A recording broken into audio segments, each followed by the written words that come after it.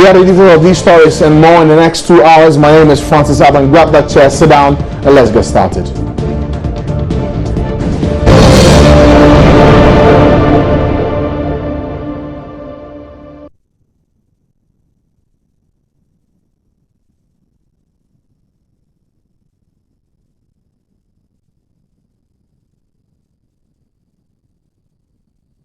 Your vote is more than a temperament, more than party colors, more than family history. Your vote is the future. Join the conversation on Election 2016 on TV, radio, online and mobile. Hashtag ElectionHQ.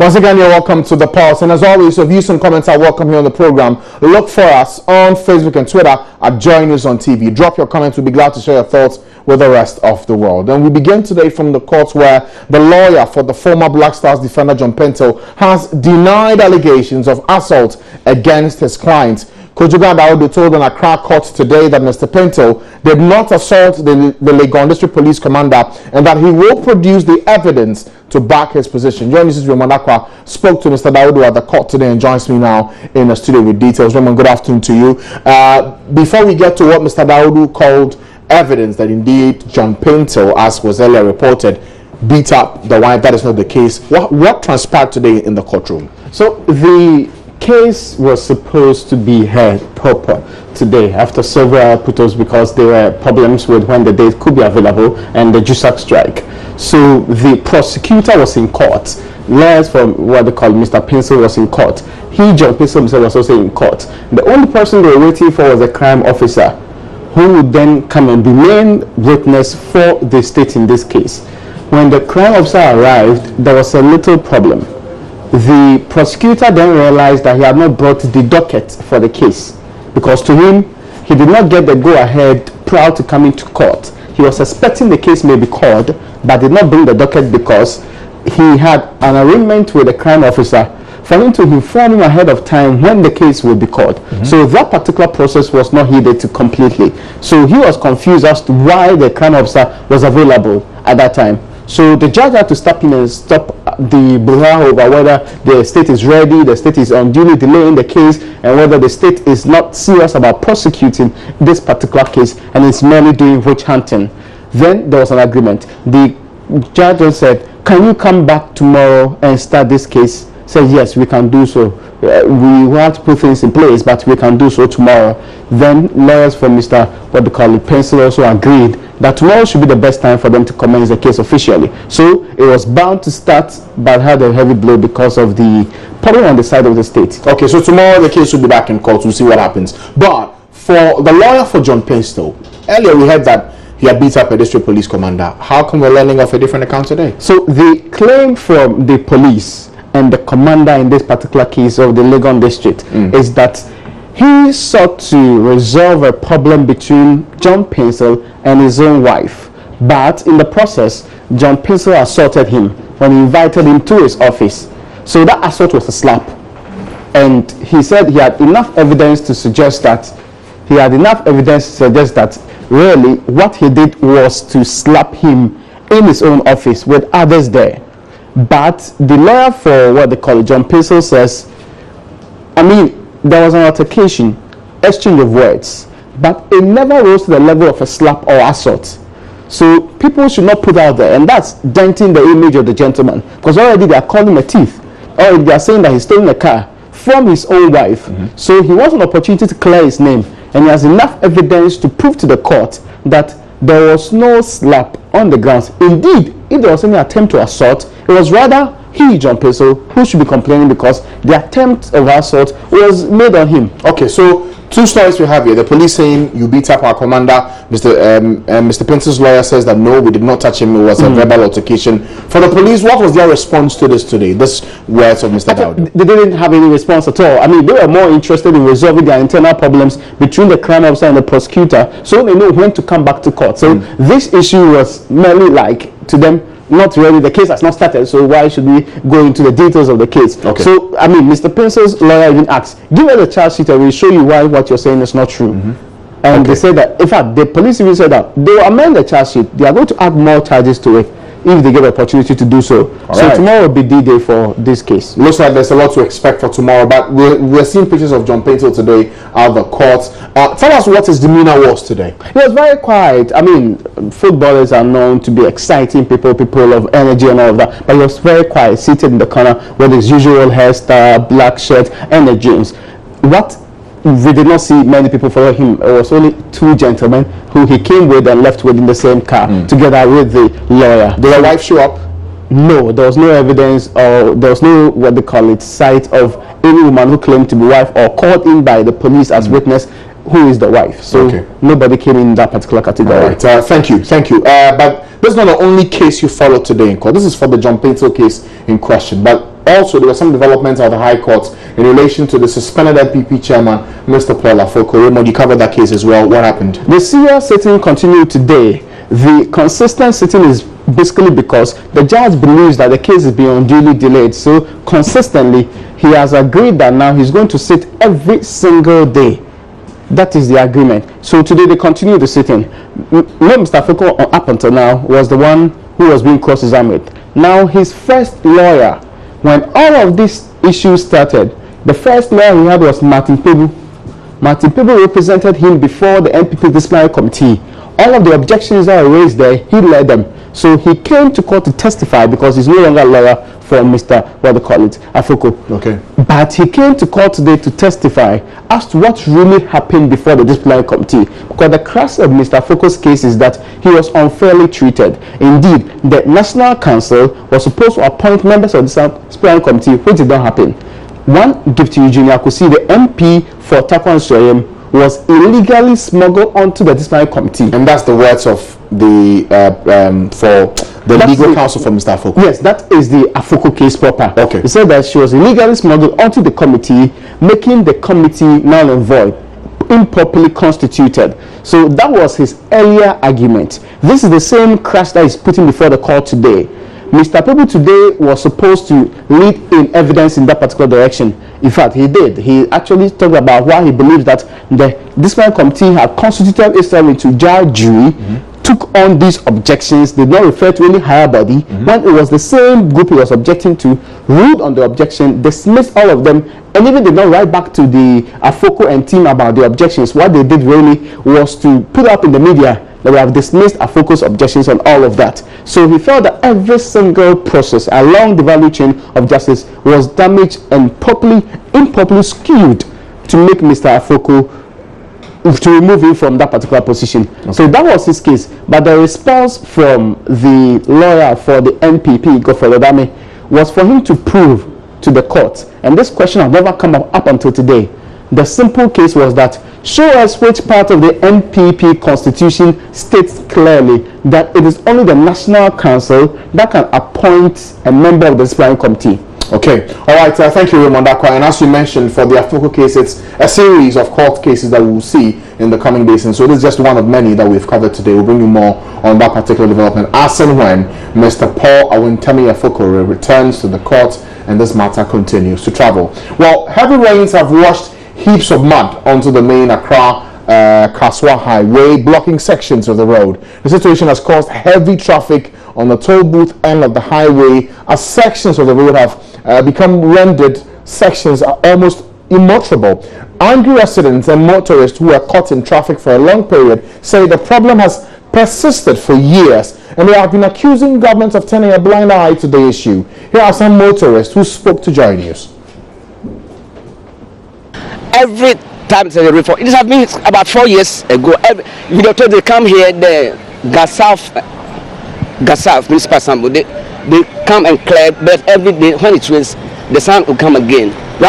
Oh, okay. The assembly comes in to clear. Yeah, really. Yeah. Last week I was passing, I saw them cutting the sun. But this last Sunday's or yesterday's downpour, the sun has refilled again. How really does it worry motorists here, people who are moving? I've been hearing that at times some of the motorists get accident here. Some people are rushed to hospital. Most of their cars that and because of the rain, they have some distant problem with their engines. Okay. But how do they get accidents? I mean, the sun has just blocked the road. So now they're taking just one distance. Okay, they are just using one side section of the road. If you are speeding the car, they can hit the car in front. What do you think can be done to find a lasting solution to this problem? This problem has been there for so many years. It's not fine. So I'm appealing to the government to take both steps once and for all, so it won't happen again. Because if the producer, the person, see they talk every time there's rain, we see people they talk too much. Because I see the government not doing his best. But as for them, no, they are big people. But them passing here because they are coming, we have their VAs, they go. But we've been picking throttle. We are suffering. We haven't seen V8 or that big cars. I mean, we are trying with their convoy, so they don't have any problem. But we are all human beings. You know, they will help us. Because people are dying here. I think. Thank you very much, sir. It's from the hill because of the raining and the erosion. So it has choked the gutter. So we need the government to come and help us so that we can clear the gutter. But I mean, gutter, can't you clear it yourself? We did it, but we cannot do it at much, right? So we need the government to come and help us so that we can also use our efforts to help the government also to do it. But specifically, what help do you need? We need machines. Sacks to stop it from the top coming down. The sacks, so that we fill the sand inside, so that we can fill the gutters from the upstairs. But how does this worry you here? This the cars, the passing, the cars. You see the traffic all over because of the sand. They cannot pass through it. So we need help from the government, really. At all, it's not good. No credit and yet more than a penny for you more. Near car quine and I intimate fast way. Why is your Kojuma? No big train office. I did two Ghana, you know, but one more moves a quine, almost fell saying. What does here? Motion among your car quine be beyond and cost 101 on my. Yes, Remo, Castle for your bread.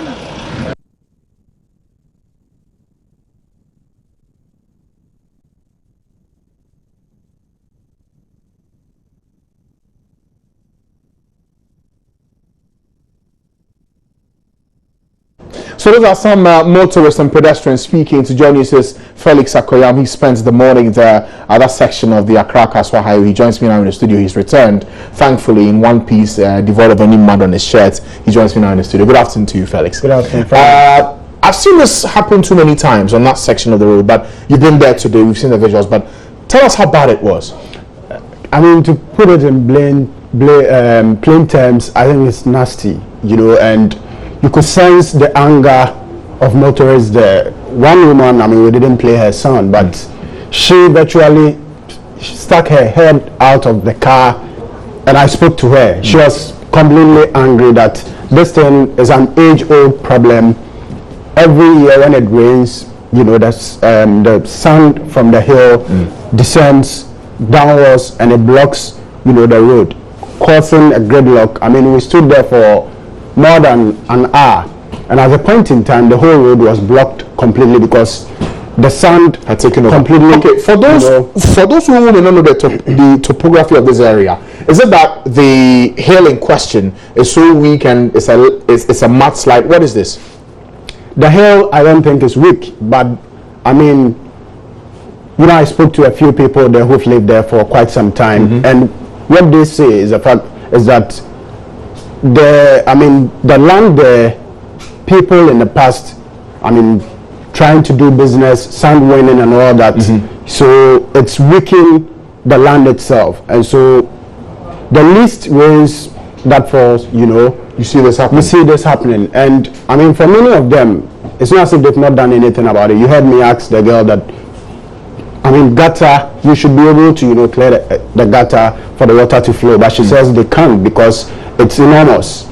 I walked, a few meters away from where I saw one gutter.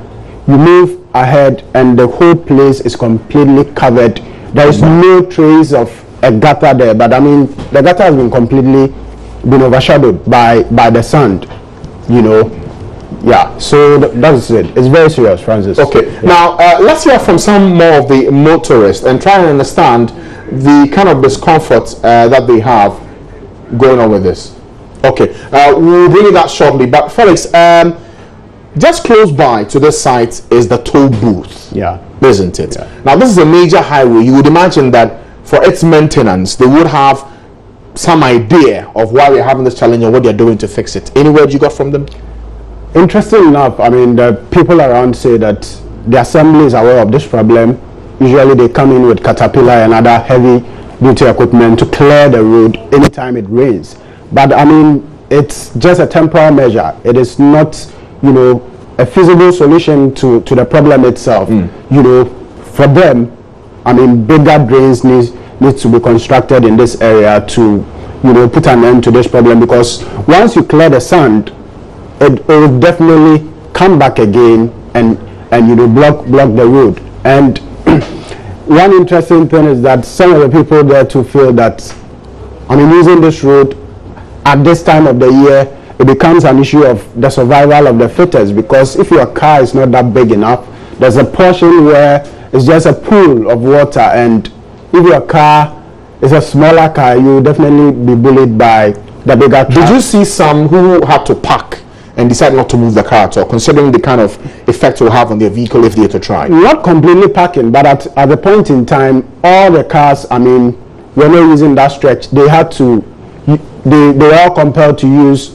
one section of the road, and so as a matter of fact, they left that side, the right side of the road, and they were all using the left side. And one person was actually telling me that this often causes accident because there's already huge traffic on that road, and so if all the cars that are going to and fro have to use one section of the road, then clearly it's going to cause a discomfort for not only pedestrians but motorists as well. Okay, all right, thank you, Felix. So clearly we have a problem on our hands on the Accra-Kasoa highway. The mud continues to pile up on the highway. The assembly, per what Felix got on the ground, is evident that they know of this challenge. They clear it with the caterpillar, move the mud off, but the cause of this challenge is yet to be fixed. I'm talking about the quarry site just close to the highway in question that we're looking at right now. Let's see what solution we'll get. We've been trying to get the assembly to speak to on this matter. We've been unsuccessful as of now, but we'll still work the lines and see if we can speak to the MCE for South to get an understanding of why we are seeing this challenge and what it will take to fix it, and how come we have not fixed it all this while. Remember that we are already in the rainy season, and so you can expect a bit more of the rains coming through in that part of the capital, Accra. Now let's move on to something that's happening in the country, the BEC. We know that they have started writing it. We'll go for a break. We'll come back and look at what the turnout and performance has been in the first day, what we've seen, especially with the history of the leakages we saw last year for over 400,000 pupils who wrote the exam last year. Details of that story and more after the break. Stay with us.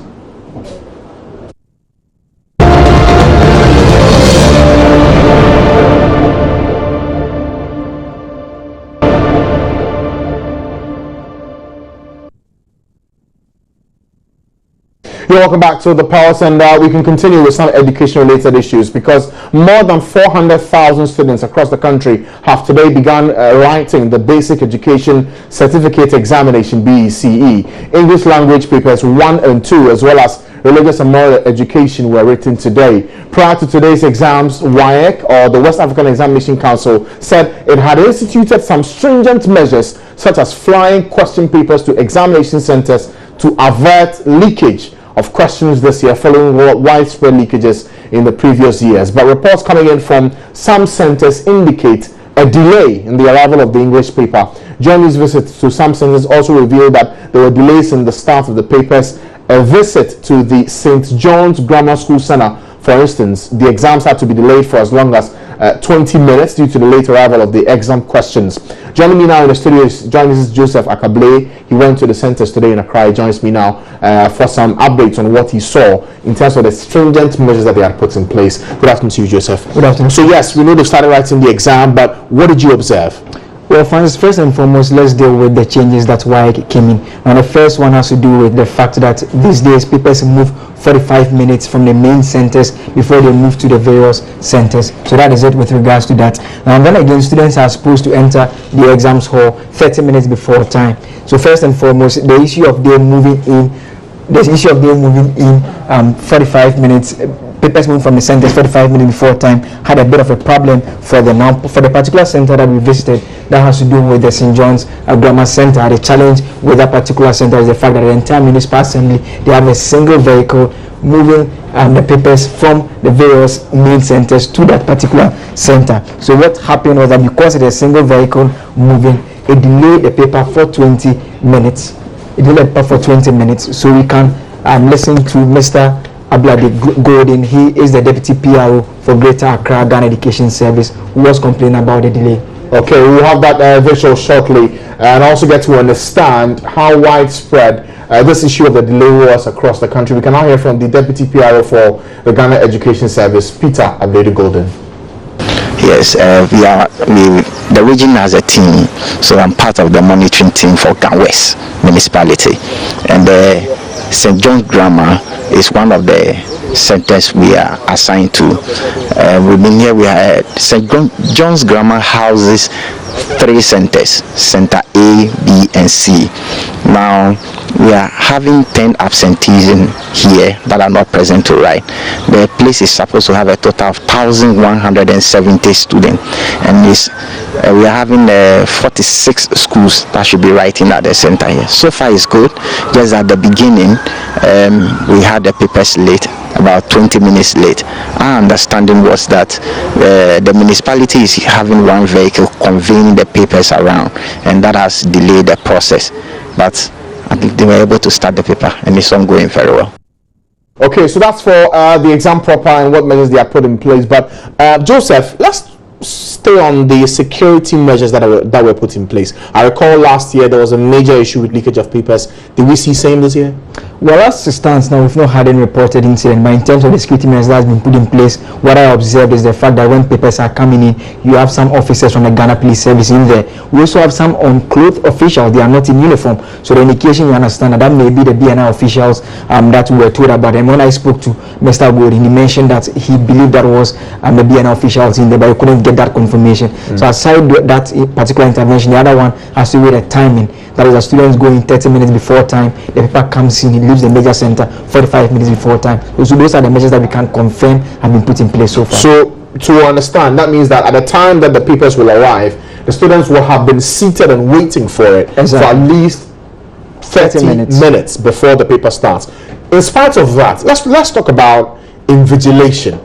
Did you see any different kind of invigilation for this exam? Well, it's just the same process as it's been. As always, you always go, you find the teachers, they are in there with the students, always ensuring that the students do not go contrary to the rules set out by the examination council.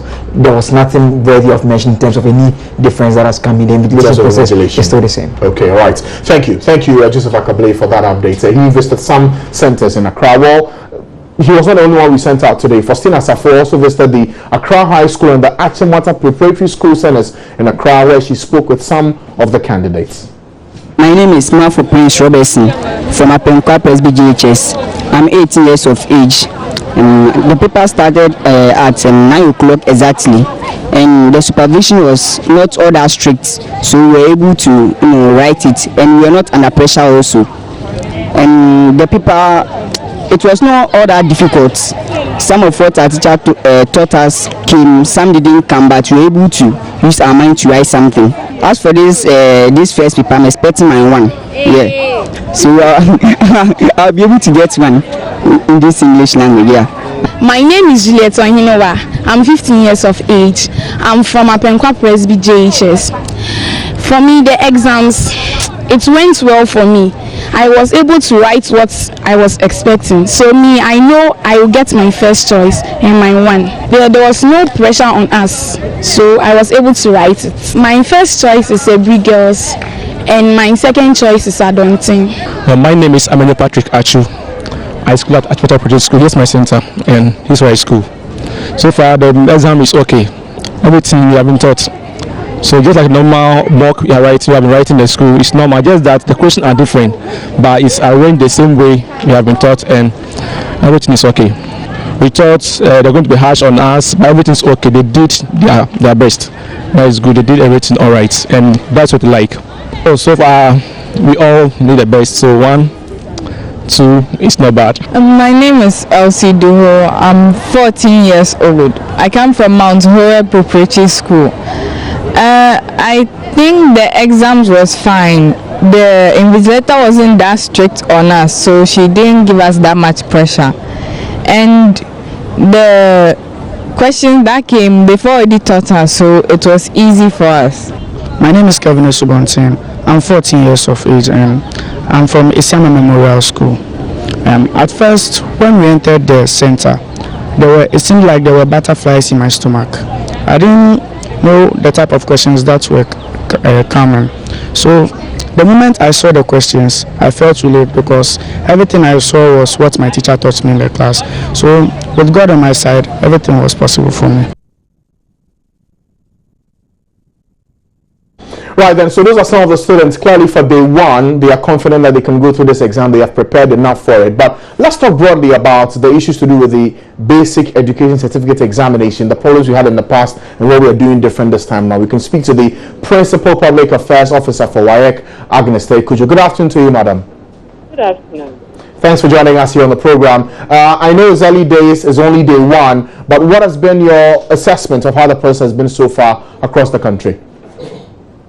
Well, we have been monitoring the examination across the country, and everything seems to be going on well. We've not received any adverse reports that should affect the smooth conduct of the examination. As you rightly said, today is day one. We finished with the conduct of the examination for today, and we are looking forward to the rest of the week to conduct the other papers successfully. Okay. One of the things that came up when we did our rounds today was the issue of some delays at centers in the arrival of the papers. Do you know why that happened? The personnel who are supposed to distribute the question papers take the question papers from the various depots and they distribute them to the president. Today is the first day. I don't know whether some of them arrived at the depots late, but I believe that going forward from tomorrow, everything should go well. I don't think that they were late for the second paper. If they were late, then I think they may have been late for the first paper that was English. So the second paper and tomorrow, I think everything should be better. Okay. Now, also in doing the checks, we understand that some measures have been put in place security-wise to ensure that the leakages we've seen in the past will not happen this time around. Can you tell us what some of those measures are? We adopted a different approach to the printing, custody, and distribution of question papers this year. We also strengthened further the security arrangements that we had in place for the WASE, and so we put in other tighter measures for the PEC. We also sent a directive round that supervisors and vigilators should not use mobile phones at the examination halls. Mobile phones, we found out,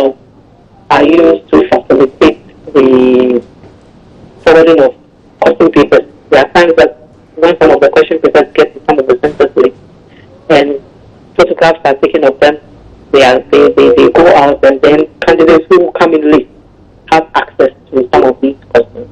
We also undertook an operation to clamp down on rogue websites.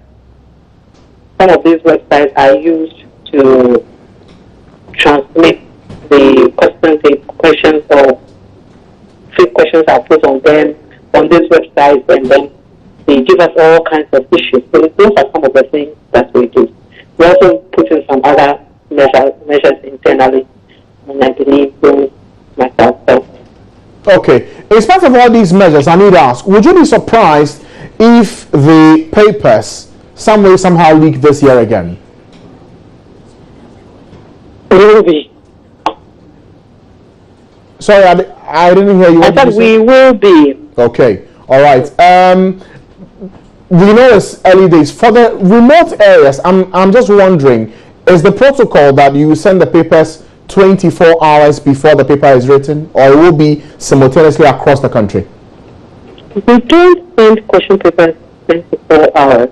We have various depots at strategic places in the various districts. So every morning, the question papers are moved from the depot.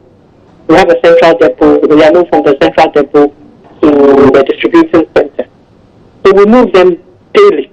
So we don't keep question papers 24 hours at any particular place. Okay. Even from the depots that you speak of, what's the security plan there as well? Because some would say maybe the leaking can start from there.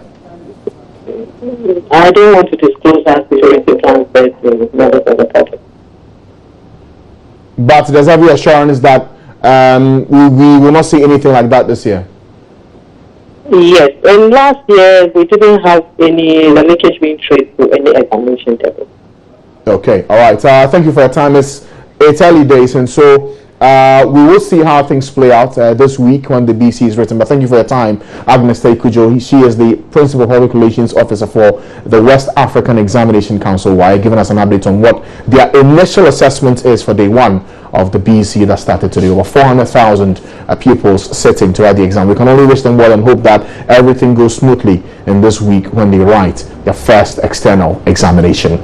Now, the major headache for most Ghanaians during the rainy season is, you guessed right, flooding, which has caused devastation in recent times. A typical example is the June 3 flood and fire disaster, which claimed over 100 lives. Poor planning of towns and cities, poor drainage systems, improper disposal of refuse, silting and choking of drains, improper enforcement of laws on building construction, and others have been identified as the major causes of flooding. Well, today on The Pulse, we will have an in-depth analysis of flooding in Ghana, especially the major towns and cities, and try to find a workable solution to this perennial problem. To do this, I'll be joined shortly by the president of the Ghana Institute of Planners, Alfred Kwesi-Poku, and a hydrologist, Ebenezer Sikere. They are joining us today to explore the solutions and also interrogate what government has done in the past few years, even before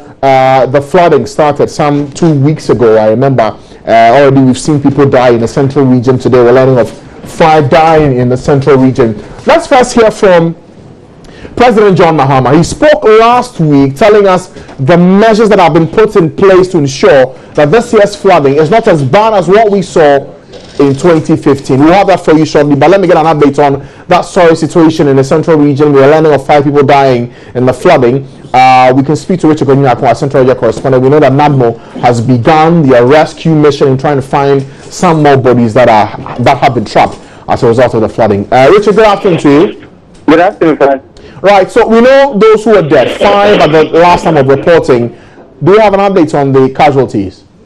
Well, there have not been more or further casualties as reported in the morning. What we have is some destruction caused to property and some destruction of the roads as a result of the flooding. You know, I told you what happened at Atabazi Junction on the road between Takoradi and Cape Coast, where there were some trenches that were dug by some residents because the water or the flood was gushing into their rooms and other things. Others had to vigil the whole of the night because they didn't get any place to lay their heads. NADMO responded quickly. This morning they've gone there to give them some relief items, and they are advising that they should find some location at certain higher grounds so that they move from where they presently are. And these places, it's an annual ritual. Every year it happens to them. And so every year the place gets flooded. I remember 2 years ago and last year the Vice President visited there when there was heavy flooding that also took place in the central region. And some of them were even asked to get some settlements elsewhere, but they said that they really needed that place. They want to still stay at that place. So that is really what happens. But in all of these places, it boils down to planning, because when there is even a fire outbreak, it makes it difficult for the firefighters to even get into the respective homes. And thankfully, we'll be interrogating that matter shortly. But Richard, tell me, for the NADMO and the rescue mission you're on, what have they found today? Well, they found was extensive damage, and so the people were counting their costs in the morning. Other television sets, others too. There were other shop things that were in their shop, like some milk, Milo, and other things that had been soaked with water and all of that one. So they are still counting their costs, and the NADMO is on the ground.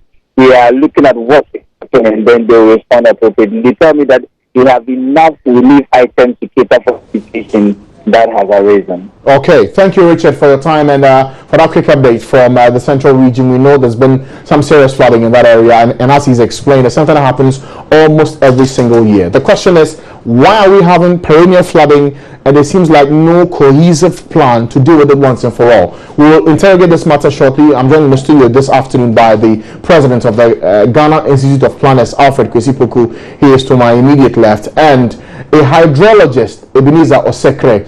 He is joining us this afternoon. Thank you, sir, for your time. Thank you for joining us, my extreme left. Okay, gentlemen, I'll start with you, Alfred, Mr. Edupoku. Yes, sir. For this matter of architectural design, I'm sure that you've listened to the reports in recent times, places getting flooded. For you as a planner, sitting back and watching this, what exactly are we doing wrong here? Thank you very much for having me here this afternoon, and I'm glad to be part of the discussion.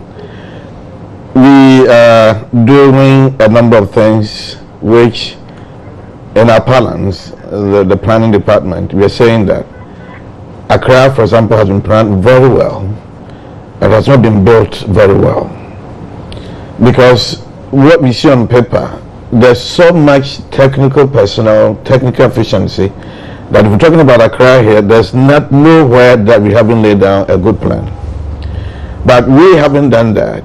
The next is for the implementation that needs the policy makers taking the foot to say that this must be done, taking a stand, providing money and all that. We know that generally Accra is having a topographical defect. It's a low-lying city. All the seas running, every water running. If you go to them, their emblem, what they're written some Ghana, meaning all rivers flow into the sea. So here, by all means, is an estuary, as it were, and therefore we have this challenge. But there have also been other engineering solutions presented, prepared, and kind of relay it at various workshops and seminars in which, not that we finish and we send the documents to the government, not this government. I mean, you can know the history of that. And so you do all these things. The final thing is that, are we really committed? Okay, but before we get to the point of commitment and who's not doing his job, in the work you've done, in the documents you prepared and drafted and sent to government to deal with, what's in that document? Briefly tell us what the solution should be. Yes, indeed, we're not building right, but what's the solution here? What do we do? Well, for example, two major things that last year, which when we had a major one with several deaths, we had earlier even made it to the government that we need two things very quickly, something we call mitigation ponds.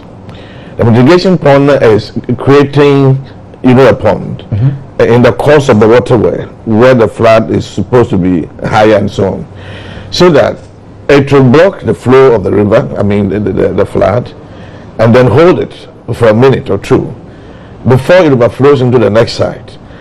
once it's done like that, it can even be trapped into an urban agric. So you can create about 1, 2, 3, 4 from wherever you have traced the source of the thing, so that it would reduce the speed and the flow of the thing, so that it doesn't become that thing, whatever.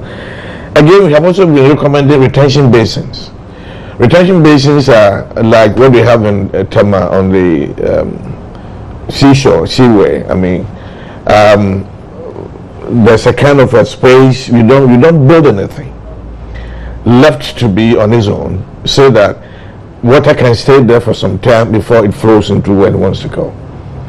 Again, the human factor concerning don't build in waterways, has also been recommended over and over. We are speaking from the planning point of view. Yes. Apart from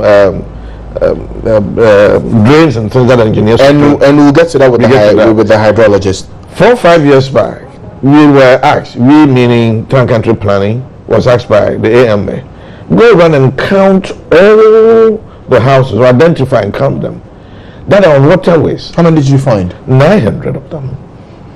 And then the report was given to the mayor. He said, serve them notice. If they think they have permits, let them come and defend it, and we see who gave them the permit. About a year lapsed, and nobody came. And so it means that all those structures or development didn't have permits. I'll explain something about the permits soon. So what happened was that the AMA started pulling them down. After the first 300 structures have gone, the rest teamed up and went to court, got injunction, and it didn't continue again. So as of now, whether the 300 that were pulled down have even been brought back, we do not know yet. So if you would impede the flow of water, it will find its own way and it will go along. Okay. All right. We'll talk about the permit shortly. But once you brought in the issue of the mitigation basins and the ponds that we need to look at, I might as well bring in the hydrologist now. Mr. Osekre, thanks for joining us once again. Engineer Osekre, please. Engineer Osekre, sorry. Thanks for the correction. So, for you, the major talking point has been, okay, we need drains in the capital. They need to be expanded so the water that gathers when it rains flows into the proper channels. Why don't we have it now? What's the problem? Well, like my senior man said earlier, yes, Accra City was planned very well, but then the implementation, and I refer that to the city engineers because, or the building inspectors, they are supposed to be checking these things. And these people are the Accra Metropolitan Assembly, right? Yes. Okay. And they don't seem to be doing the job that they are supposed to do. So you see people building in waterways, etc. Now, talking about, like my senior man said earlier again, Accra is a low-lying area. You see, but I always refer to countries like the Netherlands. The entire country, like I say, 99% is water, the land, covered by it. But they've been able to reclaim almost 96%. Even their main, airport is 27 meters below sea level. And we are only at mean sea level. So you can imagine the challenges. Now again, people build on waterways. The particular authority to ensure that the building is demolished, that's with reference to the city engineers, don't do it. So each time it rains, there is the flooding. Okay, but then we are also supposed to be harvesting water. If you go to Israel, they harvest water to do their irrigation. So why then do we allow the rain to fall and go waste and cause? It's looking more like this problem being Hydra-headed. On one end, the AMA needs to do a lot in terms of enforcement, but there's a human element to it as well. Those who are building in waterways. Gentlemen, I think we can agree at this point that in terms of enforcement, nothing is happening, is there? Sure. I mean, that lies with the political authority. We're talking about building inspectors. At the time the Malcolm disaster happened, there were 19 building inspectors in the AMA. The whole AMA. Commercial was doing better, they had 21 of them. Last year, AMA's number has risen up to 29. So imagine 29 people going around Accra enforcing building rules. Virtually impossible. Very impossible. And it's good you say there's a political twist to this. So I just want us to play the clip of President Mahama talking about this challenge with the flooding today and what is being done to fix it. He says that per their plan and the efforts they put in place is much better than last year. Let's listen to him and then hear from the experts as to whether this, in their view, is the best way to deal with this challenge. We are still faced with major challenges. Just yesterday, we were faced with floods almost a little 1 year after the anniversary of the June 3rd flood and fire disaster. Flooding is a natural occurrence and it is being exacerbated by climate change. Rainfall has become erratic and sometimes falls in significant quantities in a very short period of time. Yesterday in Accra, in parts of Accra, 184.2 millimeters of rain fell within the period that we had the downpour. Much work still needs to be done. We have removed 487,000 tons of silt from the drains in Accra. And I believe that if we had not removed as much silt, the flooding that happened yesterday would have been even worse than it was. But we must continue to work to minimize the incidence of flooding. And I wish to assure you that government has a commitment to do that. And let me also point out that human attitudes and human activities continue to exacerbate the phenomenon of flooding. And so we must not give up on our determination and effort to continue to educate and create awareness of our people that the drains that exist are not meant for dumping garbage. They are meant as storm drains so that when rain falls, the water will be able to flow out of our communities. Various suggestions have come as to how we can ease the pressure on Accra. Accra's population is estimated to have exceeded the 4 million mark. And so we'll continue to appraise these suggestions and see whether these are not alternatives that we can look at so that we ease the perennial flooding and congestion that Accra is subjected to. The President speaking last week on the flooding and the effort that have been put in place to ensure that we see less and less of the casualties we're seeing today. But let me ask the experts whether this presents a very potent and credible plan in dealing with the perennial flooding we're seeing in Accra and in the country. I'll start with you, Mr. Puku. Yeah. He mentioned a quantity of debris that have been desalted from the drains. It's a good effort, but in the first place, you did have been there. If you're in Accra, even the sanitation management teams, when they collect the waste from the homes, where do they take it? It appears that even where to go and dump the collection has become a difficulty. So, and you look at the weekend, the monthly sanitation program, laudable as it is, but the complaint as you have it now is that when they have evacuated the things from the drains, it just left there. Who collects them? So we need to put all together that we have a place that we dump them and ensure that people put it in places where it can be picked and go, so that the drain doesn't become a source of a dumping site, so that they will put it there. Okay. So the first thing is that they shouldn't have been put it there, but there's no space for them also to do, so they do it there. So much must be done from that angle. And in terms of that, you mean the AMA, the waste management companies must crack the whip. The waste management are already available, and we hear them complain about they are not being paid. They can collect them, but where do they send them? For the whole of Accra and the 16 MMDAs and beyond, we have PON. And then there's a small place at Amasamai. PON was supposed to last about 8 to 10 years, but by the 5th year, the place is filled up. Because that's the only engineered landfill site that, refuse can be sent there. You are a planner, and so I need to ask you this.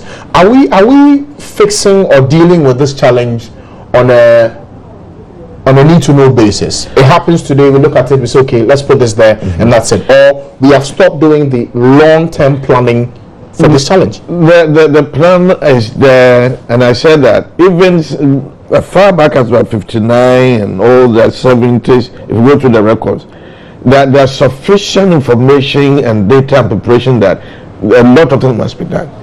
But, for example, this program didn't run at the time when it's raining. anytime from September going when it's dry up to the next year, nobody will call a program like this. So all of us, we become, aware of ourselves and the danger when it starts raining. If you're in Accra, besides June, July, August, you can stay for the rest of the year without any problem with the rain. And so we all forget about it. So the nation forgets, the people forgets. If there's no pressure from the people, the government also forgets. I see. Okay.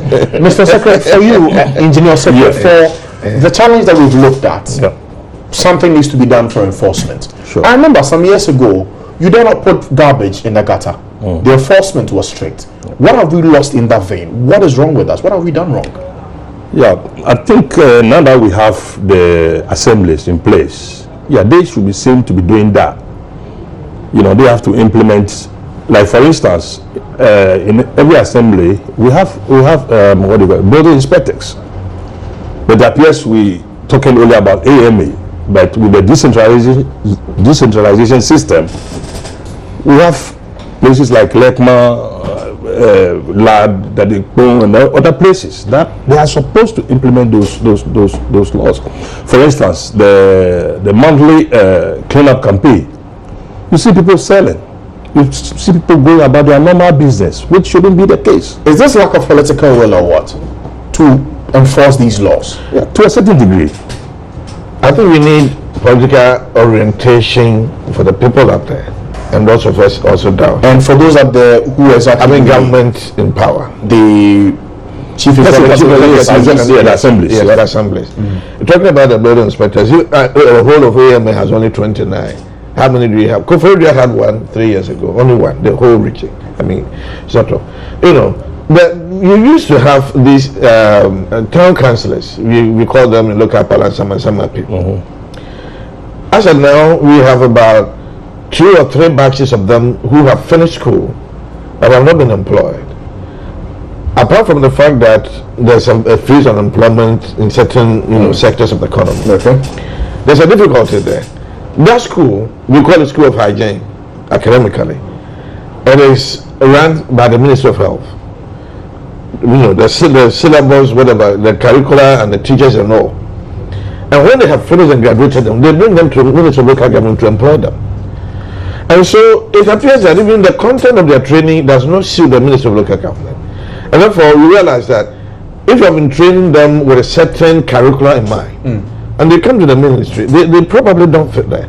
So a good number of them are even have graduated, qualified certificates, but they can be absorbed to do this kind of thing. Now, gentlemen, as we have this conversation, I just need clarity on who we should hold responsible and what we should do today, because as it stands now, per the flooding and the reports we've had, it's clear that if we leave things the way they are, we see a lot more people dying, a lot more houses being submerged.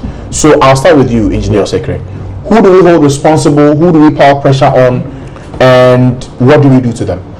Well, the city authorities and the Ministry of Local Government and Rural Development. What do we do to them? Well, I think there's the need for a lot of sensitization work to be done. Yeah, to create awareness. Yeah. As it stands now, per your experience as a hydrologist, do you think the flooding will continue the way things are? Get very bad?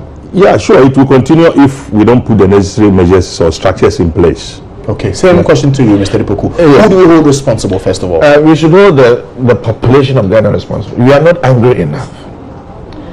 153 people die in a day, and nobody applied pressure to any quarter. You bury them, you finished. In other countries, if this has happened in another country, the population will mass up. The government, I understand that even up to now, the report of that incident has not been published. So we don't know what went wrong and who did what. And we are all quiet and going about our businesses. If the population stood up and said, we need report, let us know what went wrong and let us all get on, something will be done. To what, mass demonstration? A mass demonstration, media coverage, NGOs, professionals, everybody, including me and myself. We are all sitting down. Would you be willing to go on a demonstration? Why not? If it is in the right direction. The direction is already right. So let us all come together and say that this is not fair. Blow it up in the news. Announce it everywhere. Put the newspaper out there that tomorrow let's Ghanaians gather and tell government that 150 people up there, we still don't know any solution to that. And when we move out into that street, there's somebody who is responsible for something. We'll do it. Okay. Nigerians will say, if we see something, say something. You know. You think we are too silent? We are too silent. Okay. Too silent. Okay, gentlemen. So it's clear that for you, the people who are supposed to do their jobs are not doing it. We should put pressure on them to enforce in clearing people out of the waterways, checking human activities in the country. Right. That's the solution to the flooding in the crowd. That's a starting point. And in the country. Okay, thank you, gentlemen, for your time. Okay. Alfred Kwesi Poku is the president of the Ghana Institute of Planners, and also engineer Ebenezer Osekre is a hydrologist, sharing their thoughts with us this afternoon. These are the technocrats sharing their perspective with us on why we are seeing a lot more flooding in Ghana and what we need to do to fix it. He says that we are not angry enough. We'll go for a quick break at this point. We'll come back and we'll talk a bit more about other developments. So we are learning that up north, some alleged witches are receiving their lead benefits. Details of that story and more after the break. Stay with us.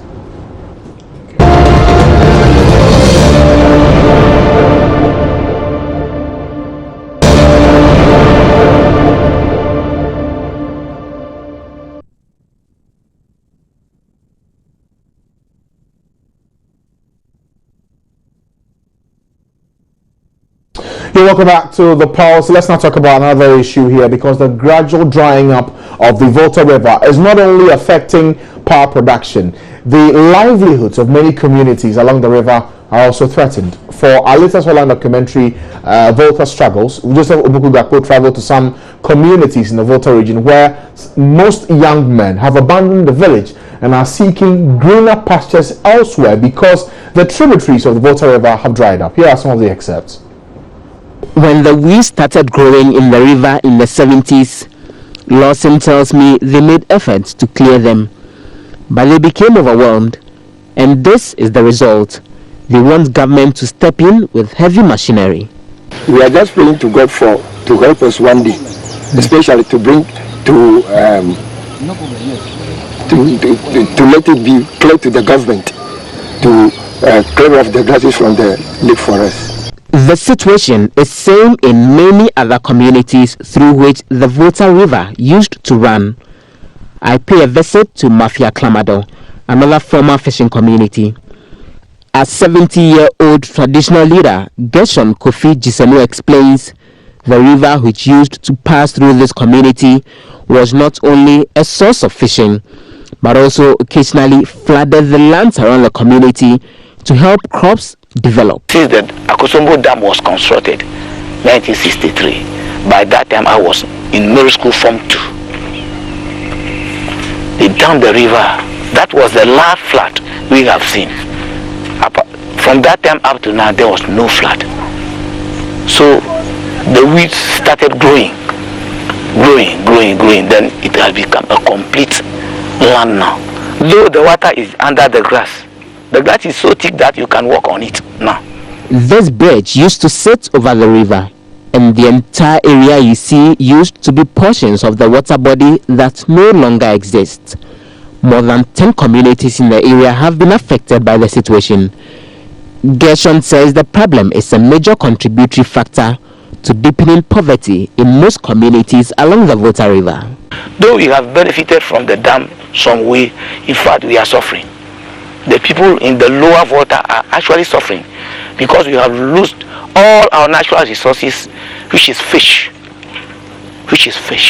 and fertile land.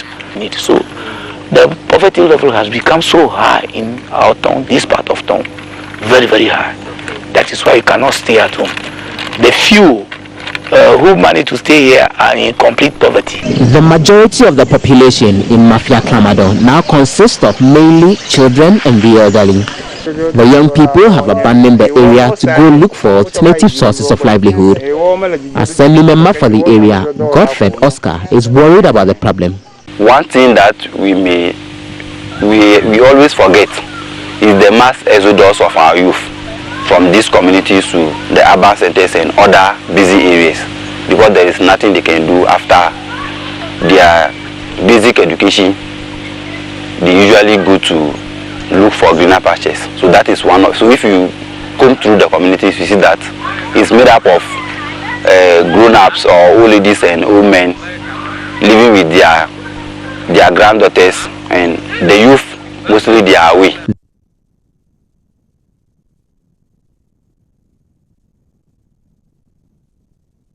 Right then, so let's delve into this matter a bit more. Karl Fiati is with the Environmental Protection Agency, joining us this afternoon. He's in charge of this particular aspect to do with the weeds we're seeing in the Volta River. Thank you, sir, for joining us here on the program. Yeah, thank you. Right, so first of all, you're quoted in a recent report as saying that if care is not taken, the Volta River could dry up in 10 years. Why is that? Yes, that is correct. Since the construction of the Akosombo and subsequently the Kpong Dam, there has been some changes in the hydrology, the flow of the water, and that has led to the proliferation of these weeds and the rate at which these weeds are expanding. Okay, if you could just speak up a bit for us so we can hear you. Yeah, the rate of expansion of the weeds suggests that we are losing water and we would subsequently end up drying up substantial portions of the lake. Okay, so if we know what the challenge is, what does it take to fix it, and why haven't we done it? Yeah, the problem involves trying to remove the weeds. So there are various ways by which you can remove the weeds, either by doing that manually, which communities have been empowered to do, but the rate of regeneration is higher than what their efforts can cope with. So, so there is also the mechanical means of removal. The Volta River Estates has been doing some work, the Volta River Authority. The EPA has also acquired some harvesters, which is being operated by the Volta River Authority. But it seems the rate of regeneration will need more equipment and further measures that entails the change of attitude, the reduction in the nutrient loading of the water. So multiple aspects of measures. Now, I know the EPA launched the Integrated Management of Invasive Aquatic Weed project in the year 2012. Now, you had money from the African Development Bank, some $3 million to deal with the weeds. What became of that project? Let me make a correction. That was $1.9 million. Okay. Yes, the project was meant to go over 5 years. So between 2012 up to date, the project has ended. We were expecting that the capacity that we had built in communities would be mobilized to deal with the weed infestation close to their communities. So the 1.2 million was used for what? Buying equipment or just sensitization? It was first of all used to buy hard and soft equipment.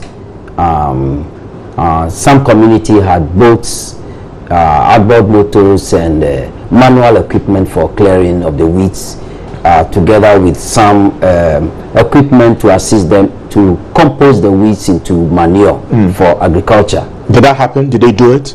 Yes, some communities did it. They dedicated themselves to it. The challenge for some of them was the marketing of the compost. They could not effectively market, so with time they actually gave up.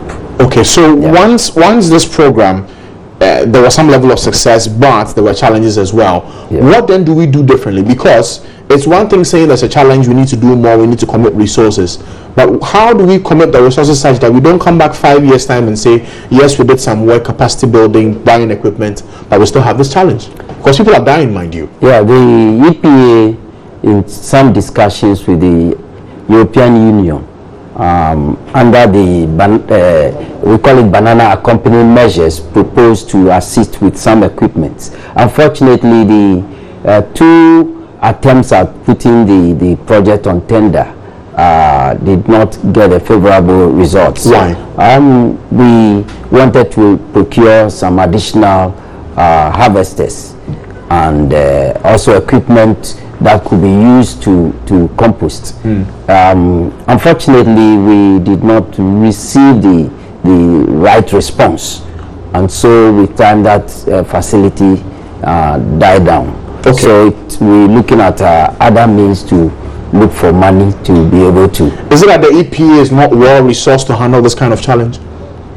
Yes, in actual fact, it's not within EPA's direct mandate, but we realize that Who says it, sir? Yes, the law says that the polluter must pay VRA for the pollution. Yes, partly VRA, partly with all the users of water. And if we say VRA, then by implication, everybody who benefits from the use of hydropower must contribute to the solution. So why then are we not looking at that, but rather looking for donor support in getting the money to do this? You know how sensitive power tariffs are in this country, and so whilst discussions go on about making every user of electricity pay for the cost of solving the problem, we need to look elsewhere whilst to try and address the problem.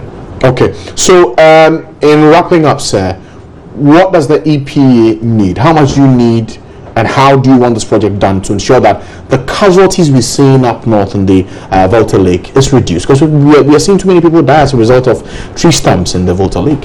Yeah, tree stumps issues are apart, separate from the water weed problem. That is also an issue that has to be dealt with on its own. But with the water weed, we would require some additional 2 harvesters and 2 batches, one located above the dam and the other located south of the dam, to be able to deal with these problems. Okay, so how much do we need to fix this problem once and for all?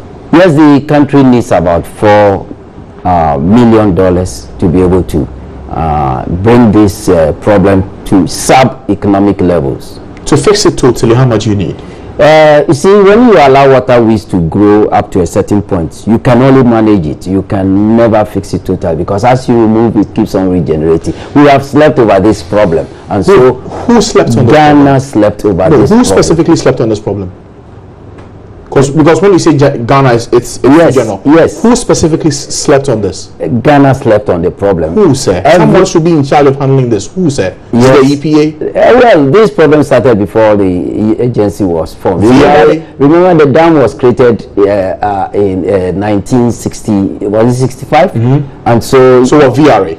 Yes, but you cannot hold VRA entirely. Because when you say Ghana, it's too general. But yes, okay. Ghana, because people are discharging waste into the dam as well, so and that should stop. They are also part of it. Yes. Okay. Unfortunately, that's what I will allow for now. But thank you, sir, for joining us today. I'm sure the problem is clearly amplified, and what we need to do is clear before our eyes. We need $4 million to deal with these weeds in the Volta Lake. But thank you, sir, for joining us. Carl Fiati is head of renewable natural resources at the Environmental Protection Agency, joining us this afternoon here on The Pulse. We'll go for a quick break at this point. We'll come back, and you know already that for the USA, they are preparing for the elections. If Uncle Sam sneezes, we all catch a cold. What's in it for Ghana? Why should we be interested? And how are things looking like for us in terms of the U.S. policy and its effect on Ghana? Details of that and some analysis here on The Pulse after the break. Stay with us.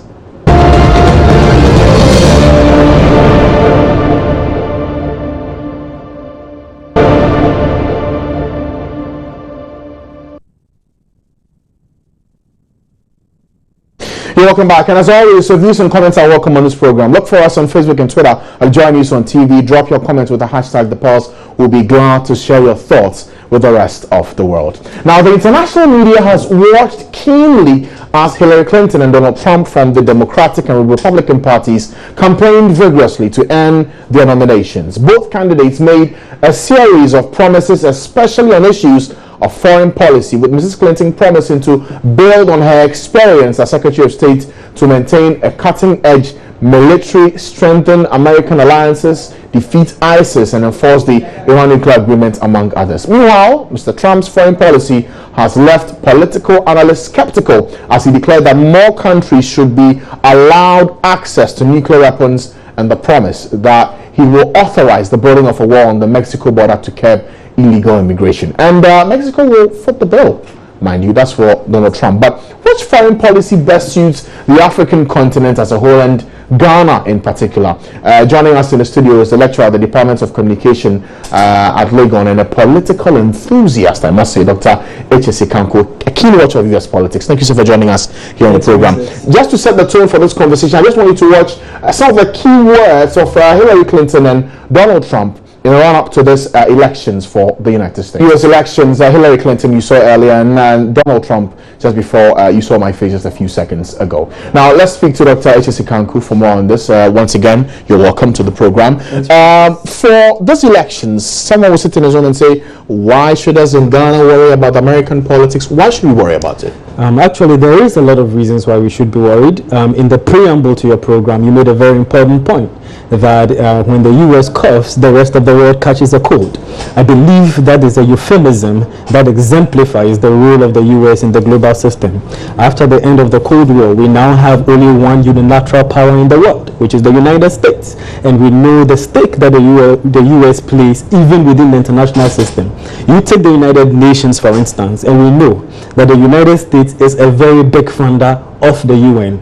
Now, if a US president comes in and has particular policies, for instance, during the George Bush administration, they were anti-abortion, and so they held funds that were responsible for the UNFPA. Now, when I know that the UNFPA plays a huge role in sexual reproductive health, in women's rights, in adolescents' rights, in all across Africa, they have an office right here in Accra.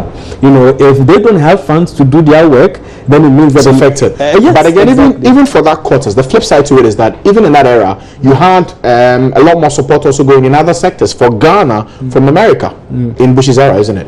That is true. But what I'm saying is that the fact still remains that the responsibility or the sole deciding factor for where they put their money is it still goes back to who the president is at that particular time. So that's one. Okay. Two, if a president comes in, for instance, and decides that they want to stop certain bilateral and multilateral agreements. So I'll give you an example. So Donald Trump, for instance, he is an isolationist.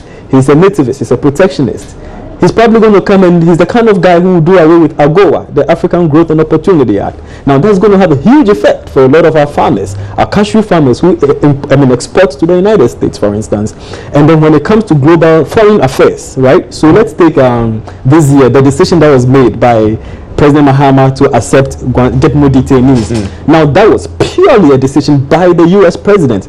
President Obama was determined to return the Guantanamo Bay detainees before he left office. However unpopular that decision may be for most Ghanaians. Absolutely. But because the US president had determined that this is what he was going to do, he made sure that he did it. All right, and now we have to get more detainees in our hands. So the fact of the matter is that whether it comes to foreign policy, whether it comes to healthcare, economic trade, and all of that, the decisions that the United States makes always does have an impact, you know, for the rest of the world. Okay, and especially for Ghana. So zeroing in on Ghana and with the explanation you've just given us, will it make more sense for Africa to support Hillary becoming president or Donald Trump?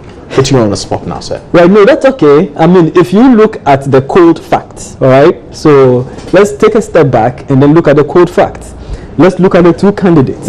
We have Secretary Clinton, who is an internationalist. Look at her background. This is somebody who has had a very close relationship with Africa dating back to her years as a first lady.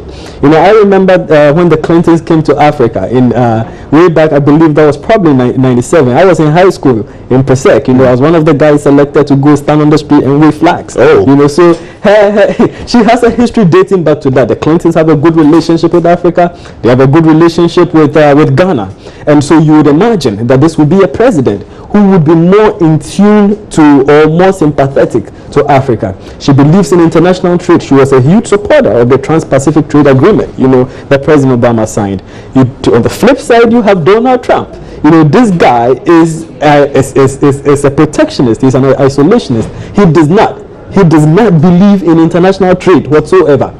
So you would imagine that if he comes to office, he will be more reluctant in promoting bilateral and multilateral agreements between Ghana and the EU. In fact, if we are not lucky, we'll probably cancel some of the agreements that we have. And we know that we are in an international system. We are living in a world which is becoming more global. The world is a global village. We've heard this over and over again. No country is an island into itself. We are moving towards more interconnection, interrelationships, in order to see how best we can forge together for global peace, global security, global development. Now you have an American president who comes and says he's not interested in that. Can you imagine what will happen? You know, both on the security front, on the health front, and on the economic front.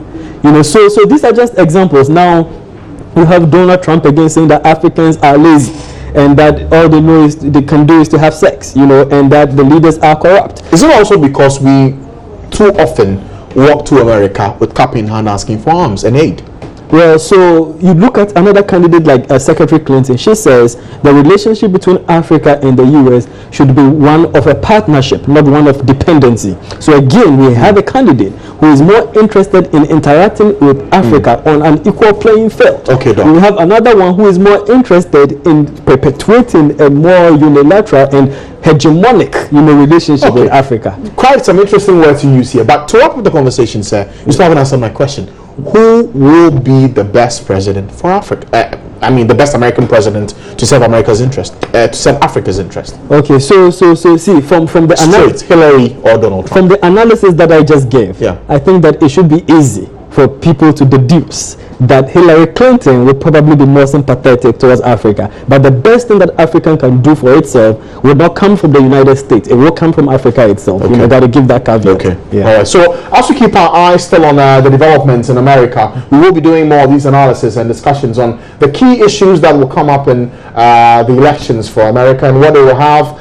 in terms of implications for Africa and for Ghana. Doc, I want to say thank you for joining us today. It was a pleasure on the program, sharing your thoughts with us on how the American politics and Uncle Sam's Cold may just affect all of us in the end. We'll pause now for sports. But after sports, tell you what, Mr. Mugabe is not happy with you. He says, enough, you play too much. We'll bring you those details after the break. Stay with us.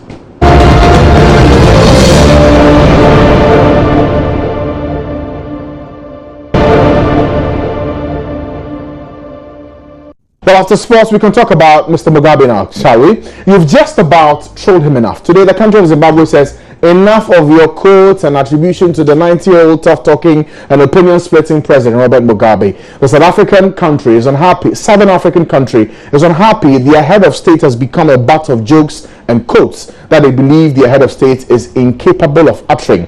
Wrong quotes like, if you are still waiting for your goods at Temahaba, please go to Circle. By now, it will have landed there, and that's attributed to Robert Mugabe. Well, the Zimbabwean ambassador to Ghana, Pavilion Tendai Musaka, spoke to Joy News earlier today on Newsdeck, says that Mr. Mugabe could not care any better, but says enough of the social media theatrics. I don't get worried. What actually strikes me is that I just get surprised that this is coming from African journalists, and as far as I'm concerned, if an African doesn't respect another African head of state, I don't know who else should respect him. It's only Africans who should show the leadership in respecting our own leaders. So when I see and hear those quotes, I say to myself, let's not go to those levels. And I engage and challenge the Ghanaian media as well as African media to start respecting your own. Charity begins at home. But some would say they're not necessarily derogatory in any way. They are just blunt, straight to the point, and to a large extent, some would say reflects the views of President Mugabe. I mean, has he even come across any of these quotes or tweets? Okay, professional journalists are supposed to do their work professionally. You don't attribute a quote to somebody who has not quoted. This has not really got anything specific to do with journalists. It has to do with virtually everybody who's on social media, tweeting or texting or sending messages. The leaders in this job are the media. They can correct it. I know it. You have that capacity to do so. But fortunately enough, you give me this platform, and I want to congratulate you for doing that, so that I can also urge the media and also members of the public that there's no need to do that to any head of state under this sun. Has President Mugabe seen these tweets and quotes? Of course, he's got sources from all over the world who will give him that information. What has been his reaction to them? Because he's a statesman. Statesmen don't react to little boys and girls. Is he offended? Not at all. He's not bothered by them? No. He's above that. You know him. He's had to fight giants like the Tony Blairs of this world. So what little boys and girls won't do anything to him. So Mr. Mugabe doesn't care what you say in your quotes, but just be decent. He's an African leader. Give him some respect. Will you? Or would you still continue your quotes and attribute it to Robert Mugabe? Well, I'll leave it to you. But that's how we end the pulse for today. Before we go, a quick look at our top stories. Delays at some centers as thousands of candidates sit for the 2016 BECE across the country. We took you around the centers and found out how the extra security measures aimed at checking the leakages have worked with the first day of the exams. Well, with more rains forecasted for many parts of the country in the coming days, we have examined today on the show the impact of floods on many communities as 5 are confirmed killed in the central region over the weekend. The verdict by the technicians or the technocrats is simple. We are not angry enough since the authorities are doing little.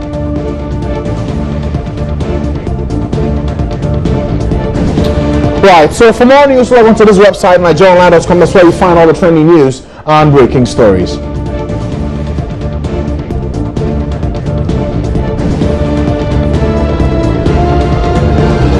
Always a pleasure coming every afternoon to you to bring you the pulse. My name is Francis Aban. For more news, as I said, you can log on to nigeriaonline.com. I'll see you tomorrow. Let's Talk Entertainment is up next.